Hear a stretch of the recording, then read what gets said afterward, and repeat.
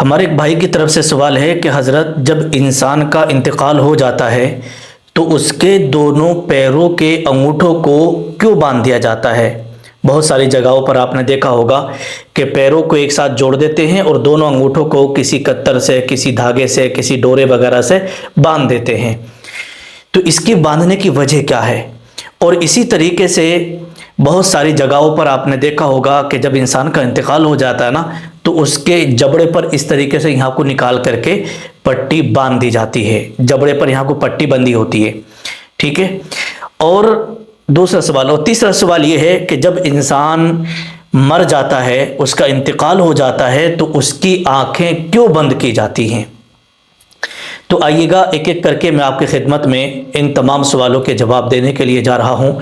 کہ مرنے کے بعد انسان کی آنکھیں کیوں کھلی رہتی ہیں، انسان کے پیروں کے انگوٹھوں کو اس طریقے سے کیوں باندھا جاتا ہے، اور جبڑے کو اس طریقے سے منہ کو کیوں باندھ دیا جاتا ہے۔ صرف آپ دیکھتے ہیں اس کی وجہ کیا ہے، اب وہ اس ویڈیو کے اندر آپ جان لیجئے گا۔ تو دیکھیے گا، سب سے پہلے ہم بات کریں گے آنکھیں کیوں کھلی رہتی ہیں۔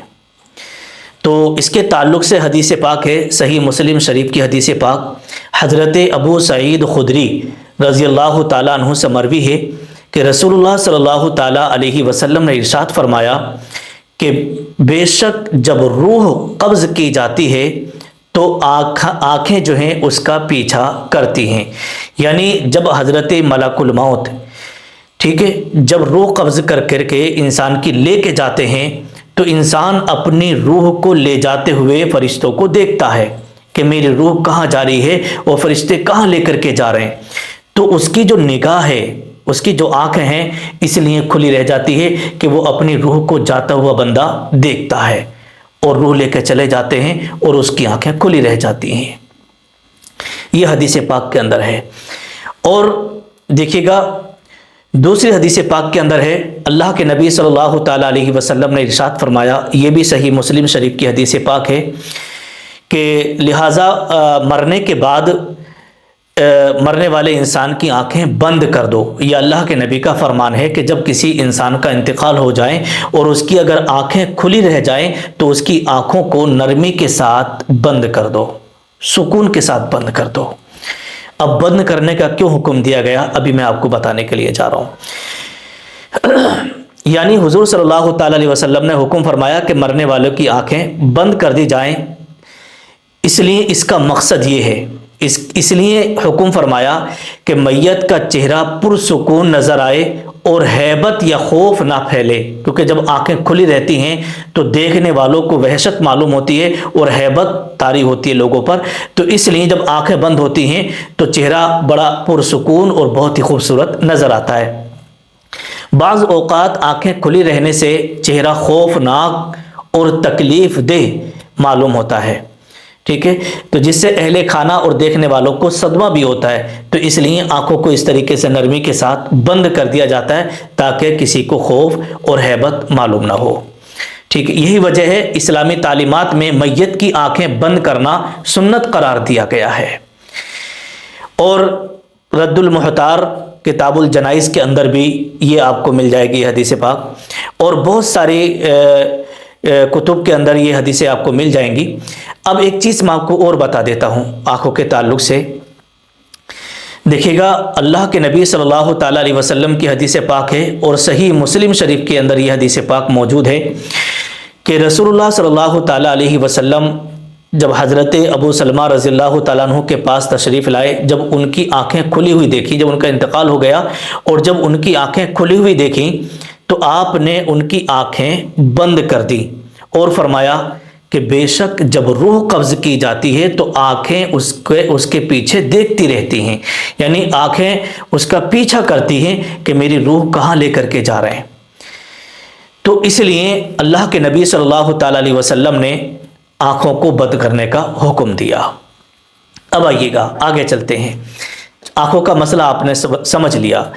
اب دوسری بات یہ کہ اس طریقے سے پٹی کیوں باندھی جاتی ہے، تو دیکھیے گا اس کے تعلق سے ہے کہ جب انسان کی روح قبض کی جاتی ہے اور جب روح قبض ہوتی ہے تو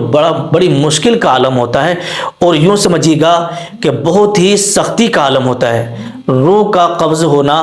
اور موت مطلب جان کا نکلنا یہ آسان نہیں ہے۔ تو انسان اس طریقے سے سانس لینے کی کوشش کرتا ہے، سانس لینے کی کوشش کرتا ہے، لیکن اسے سانس نہیں آتی ہے، تو اس لیے وہ منہ کو پھیلا لیتا ہے تاکہ سانس اسے ملنے لگے، لیکن جب روح نکل جاتی ہے تو وہ سانس لینے کی جو کوشش کر رہا ہوتا ہے مرنے والا انسان، تو اس وجہ سے اس کا منہ پھیلا رہ جاتا ہے۔ ٹھیک ہے، اب منہ جب پھیلا رہا، اور آپ نے دیکھا ہوگا کہ اگر اس طریقے سے جب منہ پھیل گیا اور اسے اگر آپ نے ہینڈ ٹو ہینڈ دم نکلنے کے فوراً بعد، سانس نکلنے کے فوراً بعد اگر آپ نے منہ کو اس طریقے سے بند نہیں کیا تو پھر منہ پھیلا ہی رہ جائے گا اور وہ اینٹھ جائے گا جسم۔ تو اس لیے منہ کا بند کرنا جو ہے ضروری ہوتا ہے۔ تو جیسے ہی کسی کا انتقال ہوتا ہے تو یہاں سے ایک پٹی جو ہے کپڑے کی کتر وغیرہ کی باندھ دی جاتی ہے، رومال وغیرہ باندھ دیا جاتا ہے، جس سے کہ منہ بند ہو جائے اور دیکھنے میں جو ہے ہیبت زدہ معلوم نہ ہو، اس لیے منہ کو بند کر دیا جاتا ہے، منہ کے پر پٹی باندھ دی جاتی ہے۔ اور تیسرا سوال ہے کہ دونوں پیروں کے انگوٹھوں کو کیوں باندھا جاتا ہے؟ تو دیکھیے گا، اس کی وجہ یہ ہے کہ جب انسان کا دم نکلتا ہے، جب اس کی روح نکلتی ہے تو وہ اتنا بے چین ہوتا ہے کہ اپنے ہاتھوں کو، پیروں کو اور ادھر ادھر پھینکنے لگتا ہے، اسے بہت زیادہ بے چینی ہوتی ہے، ٹانگ ادھر ہے ایک ٹانگ ادھر ہے، ٹھیک ہے، اس طریقے سے، اور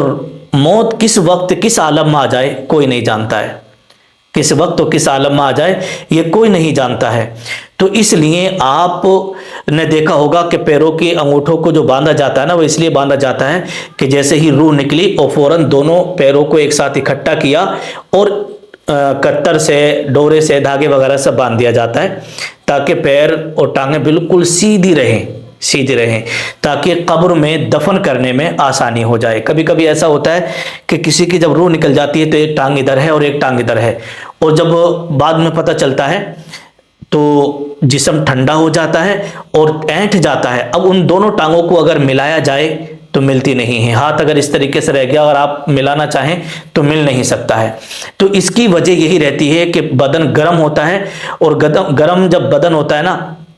تو اسی وقت میں جب ہم ٹانگوں کو، ہاتھ پیروں کو سیدھا کر دیتے ہیں تو پھر وہ دفن کرنے میں، قبر میں رکھنے میں، کیونکہ قبر جو ہوتی ہے بالکل بدن کے حساب سے کھدی ہوتی ہے،